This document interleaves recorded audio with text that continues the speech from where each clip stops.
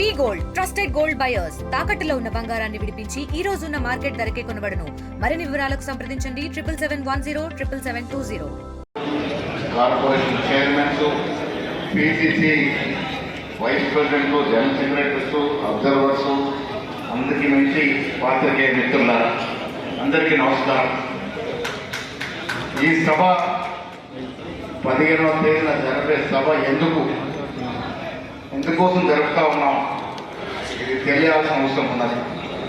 ముఖ్యంగా మీకు తెలవాలి, మీ వల్లే మేము, మీ వల్లే కాంగ్రెస్ అధికారము, మీ వల్లే ఇవాళ రేవంత్ రెడ్డి గారు ముఖ్యమంత్రి, మీ వల్లే ఇవాళ పీస్ అధ్యక్షుడిగా నేను. మీరు లేకుండా అధికారం లేదు. మిత్రులరా, కాంగ్రెస్ పార్టీ అందరి పార్టీ, అన్ని కులాలు, మతాలు, ప్రాంతాలను సమానంగా చూసే పార్టీ. ఇటీవల భారీ వర్షాలు కురిసి కామారెడ్డి చాలా ఇబ్బందులు గురైనటువంటి పరిస్థితి. నేను, ముఖ్యమంత్రి గారు, ఉత్తమ్ కుమార్ రెడ్డి గారు వర్షం పడ్డ మరుసటి రోజే ఏరియల్ సర్వేకి వచ్చాం. దురదృష్టవశాత్తు మేము ఎల్లంపల్లి, నిజాం సాగర్, పోచారం ప్రాజెక్టు చూసుకున్నప్పటికీ వాతావరణం అనుకూలించక కామారెడ్డిలో దిగలేకపోయాం. మళ్ళీ రేవంత్ రెడ్డి గారు, రెవెన్యూ మినిస్టర్ పొంగులేటి శ్రీరణ గారు, మేము మళ్ళీ వచ్చాం, కామారెడ్డిలో చూసాం, ఆదుకుంటామనే మాట చెప్పాం. మాతో పాటు ఇన్ఛార్జ్ మంత్రి సీతక్క కూడా ఆ రోజు రావడం జరిగింది. ఆ వచ్చే క్రమంలో నేను బస్సులో ప్రయాణిస్తున్నప్పుడు ముఖ్యమంత్రి గారు నాతో, మహేష్ అన్న, మీరు కామారెడ్డిలో బీసీ డిక్లరేషన్ ప్రవేశపెట్టినారు కదా, మీరు చాట్ తీసుకొని ఎన్ని రోజులు అవుతుంది, సంవత్సరం ఏ రోజుకి అవుతుందని అడగడం జరిగింది. నేను ముఖ్యమంత్రి గారితో ఈ నెల 15కి నేను చాట్ తీసుకొని సంవత్సరం అయితే మాట చెప్పాను. తక్షణమే శ్రీరన్న, సీతక్క బస్సులో ఉన్నారు, మహేష్ అన్న చాట్ తీసుకొని సంవత్సరం అవుతుంది. ఆనాడు బీసీ డిక్లరేషన్ వారే వర్కింగ్ ప్రెసిడెంట్గా ప్రవేశపెట్టినారు. ఆయన సంవత్సరం అడుగుతున్నటువంటి పండుగ బీసీల పండుగలాగా కనీసం 1 లక్ష తగ్గకుండా ఒక మీటింగ్ చేయండి అని పెద్దలకి సూచించడం, బస్సులోనే ఆ తేదీ నిర్ణయం కావడం జరిగింది. ఇవాళ మీ అందరిని ఎందుకు పిలిచాం, ఒక్కొక్కరు సైనికుల్లాగా ఇక్కడికి వచ్చిన వాళ్ళు ఒకరు 100 చేస్తే 2 లక్షలు అవుతుంది. దానికోసం మేము అందరిని పిలుచుకుని ఇలా సమావేశం వేసుకున్నాం. మిత్రులను ఇందాక చెప్పాను, రాహుల్ గాంధీ గారు మన భవిష్యత్తే కాదు, దేశానికి భవిష్యత్తు. ఆ నాయకుడు ఏమంటా ఉన్నాడు, జిస్కి జితని ఆబాది ఉనికి ఉదిని భాగేదారి. ఈ దేశ జనాభాలో ఏ వర్గం వారు ఎంత శాతం ఉంటే అంత శాతం వారికి ఫలాలు అందాలంటే ఒక నినాదం ఇలా ఉద్యమంలాగా నడుస్తూ ఉంది దేశవ్యాప్తంగా. ఆ ఉద్యమానికి ఊతం పోసింది ఎవరు? ఉద్యమానికి ఊతం ఎవరు పోశారు? రేవంత్ రెడ్డి గారు. ఒక రెడ్డి బిడ్డ ఉండి కూడా ఈ రాష్ట్రంలో మొదటిసారి కుల సర్వే చేసి 1930 తర్వాత, బ్రిటిష్ కాలం పోయిన తర్వాత మళ్ళీ కుల సర్వే దేశంలో జరిగింది అంటే తెలంగాణ రాష్ట్రంలో జరిగింది. ముఖ్యమంత్రి రేవంత్ రెడ్డి గారు చేస్తున్నారు. రాహుల్ గాంధీ గారు ఆకాంక్షను ముందుకు తీసుకెళ్తున్నారు. కుల సర్వేలో తేలిందేమి, బీసీలు ఈ రాష్ట్రంలో 56.33% ఉన్నారని, ఎస్టీలు 15%, ఎస్టీలు 10% ఎస్సీలు 17%, మరొక అగ్రవర్ణాలు 10-15% ఉన్నారని ఇది కుల సర్వే ద్వారా శాస్త్రీయబద్ధంగా తెలిసినారు. బీసీలకు 42% రిజర్వేషన్ అనేది కామారెడ్డి గడ్డపైన కాంగ్రెస్ పార్టీ ఇచ్చిన డిక్లరేషన్. రేపు జరగబోయే సభ ఈ 2 సంవత్సరాల కాలంలో కాంగ్రెస్ పార్టీ ఇచ్చిన మాట ఏ విధంగా కట్టబెట్టుకునే ప్రయత్నం చేసిందో చెప్పడానికి ఈ సభ.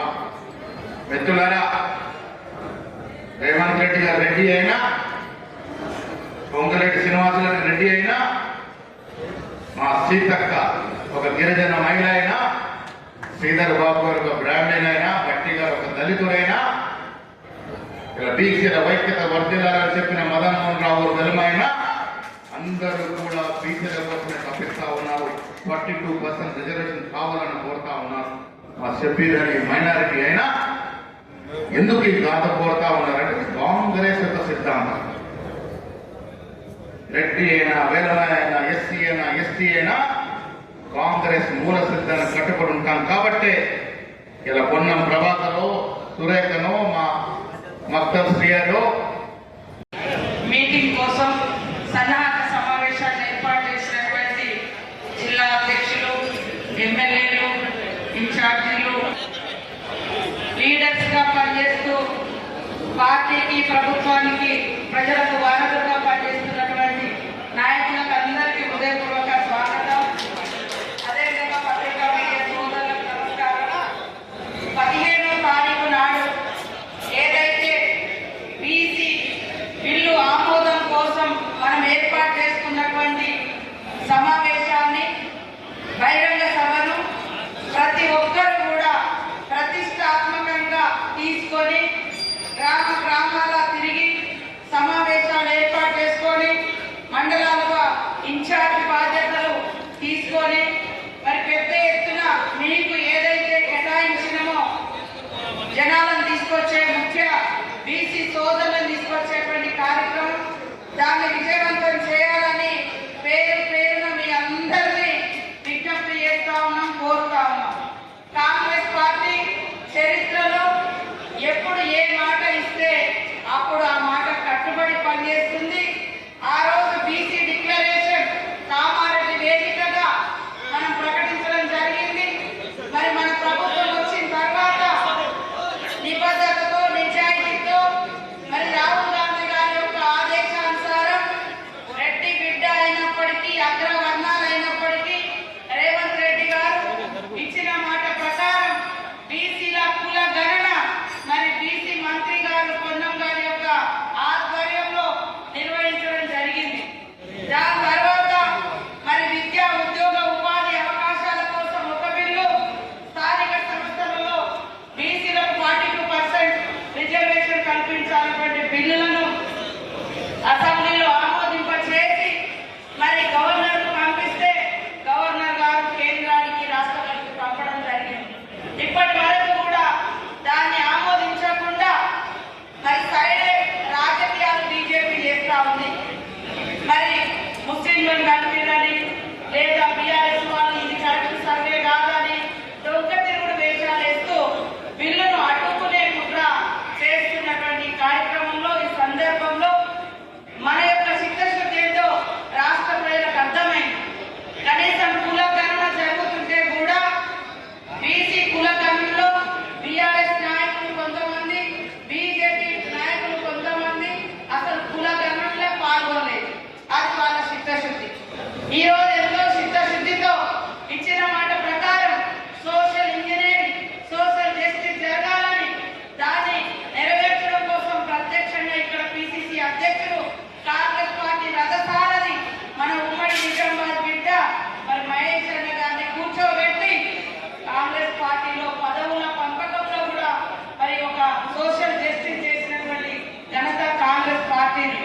కాబట్టి గ్రామాన కూడా ప్రజలకు తెలియజేస్తూ మరి పెద్ద ఎత్తున ఈ యొక్క సమావేశానికి, బహిరంగ సభకు తీసుకురావాలని మీరందరూ కూడా మరి వారధులుగా, సారథులుగా ఈ సభను సక్సెస్ చేసుకునేందుకు ప్రతి ఒక్క నాయకుడు, కార్యకర్త కంకణబద్ధులై కష్టపడి మరి ఆ బహిరంగ సభను విజయవంతం చేసుకోవడం ద్వారా కేంద్ర ప్రభుత్వం దగ్గర ఏదైతే పెండింగ్ లో ఉందో బీసీ 42% బిల్లు, దాన్ని ఆమోదింపచేయాలన్నటువంటి ఒత్తిడి కూడా మనం పెట్టడం జరుగుతున్నటువంటి విషయాన్ని గుర్తుపెట్టుకొని పెద్ద ఎత్తున తరలి రావాల్సిందిగా, మరి కదిలించాల్సిందిగా ప్రతి కార్యకర్తను, నాయకులను విజ్ఞప్తి చేస్తూ జై కాంగ్రెస్, జై కాంగ్రెస్.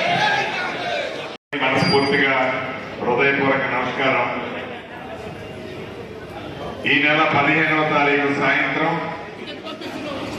గౌరవ ముఖ్యమంత్రి రేవంత్ రెడ్డి గారు, పిసిసి అధ్యక్షులు మహేష్ కుమార్ గౌడ్ గారు ఇద్దరు ఆలోచనలకు అనుగుణంగా 15వ తారీఖు సాయంత్రం మన డిగ్రీ కాలేజీ గ్రౌండ్స్ లో అద్భుతమైన కని విని ఎరగని సుమారు 2 లక్షల మందికి తగ్గకుండా 2 లక్షల మంది తగ్గకుండా ఒక అద్భుతమైన మీటింగ్ ని ఏర్పాటు చేయాలని పార్టీ ఆదేశానుసారం మనందరం ఇక్కడికి రావటం జరిగింది.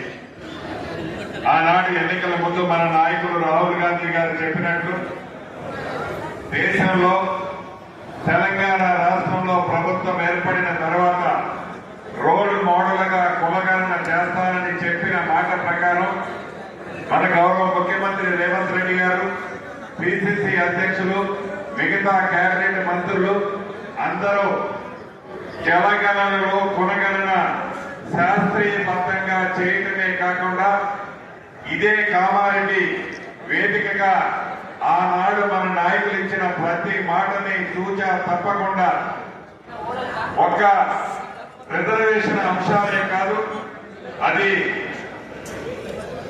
అభివృద్ధి కానీ సంక్షేమాన్ని కానీ వాటన్నిటినీ రాష్ట్ర ఆర్థిక పరిస్థితిని బట్టి ఒక్కొక్కటి చేస్తూ దాంట్లో భాగంగా ఈ బీసీలకు ఇచ్చిన మాటను కూడా ఈ ప్రభుత్వం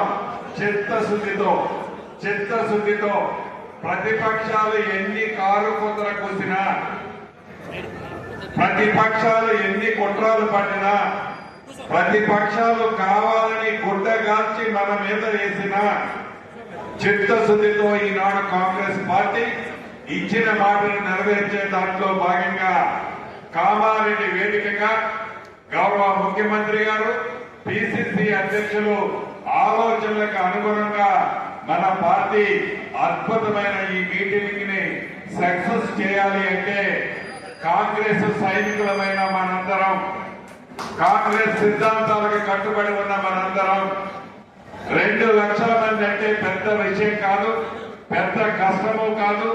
అధికారంలో ఈనాడు మనం ఉండి 2 లక్షల దాంట్లో ఆనాటి ప్రభుత్వం విస్మరించిన అన్ని సంక్షేమ కార్యక్రమాల్ని మీ దీవెనలతో, మీ కష్టార్జితంతో, మీ రక్తాన్ని చెమటగా వచ్చి చేసిన ఫలితమే ఈనాడు ఈ వేదిక మీద మేమంతా కూర్చున్నాం. అంటే దానికి ప్రజలకి పేదవాడి పక్షపాతి ప్రభుత్వంగా ఉన్న మన ప్రభుత్వం సంక్షేమ కార్యక్రమాలు ఎక్కడా లోటు జరగకుండా అభివృద్ధిని కూడా చేస్తూ మన బీసీలకు ఇచ్చిన మాటతో పాటు ఈ ప్రాంత అభివృద్ధి కోసం కూడా రాష్ట్ర ఆర్థిక పరిస్థితి సహకరించకపోయినా అభివృద్ధిలో ఎక్కడా గుట్టుపడకుండా ఉండే విధంగా ఈ ప్రభుత్వం చేస్తుంది. కాబట్టి మీరు పిలిచిందే తరువుగా మీ గ్రామాలు, మీ మండలాలలో వేలాది మంది పబ్లిక్ వస్తారు. ఇవాళ ఏదో ముఖ్య కార్యకర్తల మీటింగ్ అనుకుంటే నేను అనుకున్నాను ఒక 100 మందో 200 మందో వస్తారనుకున్నాను, కానీ వేలాది మందిగా ముఖ్య. For latest updates on India-Pakistan tensions, download RTV Live app.